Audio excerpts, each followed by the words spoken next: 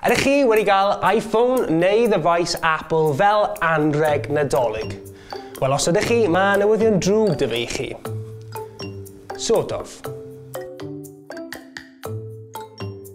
Apple, un o gwmnioedd technoleg mwyaf y byd, yn cyfaddu dros nadolig ei bod nhw yn arafu eich ffonau symudol chi i lawr.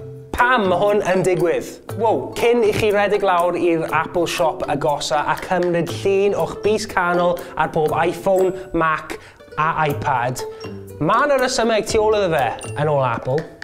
So mae pawb yn gwybod bod hen batri ddim mor bwerus a batri newydd.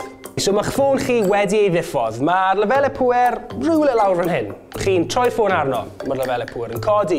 Chi'n mynd ar Facebook, maen nhw'n codi eto. Chi'n cau Facebook. Chi'n mynd ar Skype, wedyn chi'n mynd ar Google Maps, maen nhw'n codi unwaith eto, a wedyn chi'n cau nhw gyd. Dyna beth sy'n digwydd i'r lefelau pŵer yn eich ffôn symudol chi yn ddyddiol. A mae hen batri yn rili stryglo i ddelio gyda'r newidiadau yna mewn pŵer. Tan yn ddiweddar, roedd lot fawr o ffonau symudol Apple just yn troi off, yn diffodd heb unrhyw rybydd o gwbl os oedd y batri yn mynd yn llai na 35%. Mwyn ateb y broblem, nath Apple just ddiweddaru'r meddalwedd ar yr iPhones a'r iPads.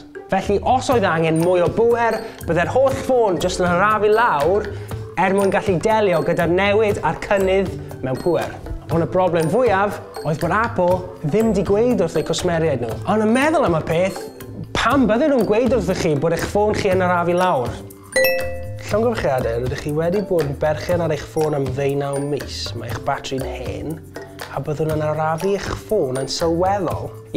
Byddai'r wasg a phawb yn y cyhoedd yn amlwg yn mynd yn wyllt ac yn troi yn erbyn y cwmni. Ond mae cadw pethau'n dawel wedi profi i fod yn problematig iawn iddyn nhw. Fel chi'n gallu dychmygu, mae lot o bobl ddim yn hapus iawn am y peth. Mae'n achosi i lot fawr o bobl yn America i actually trio siwa Apple. Ond yw Apple really yn becso am hwn i gyd? O'r holl arian maen nhw wedi creu o pwysio bobl i gael ffôn newydd, early upgrades, a hyd yn oed batteries newydd ar eu ffônau, wel, fi'n siŵr allan nhw cyfrau costau cwrt a ddelio gyda ambell i achos llys.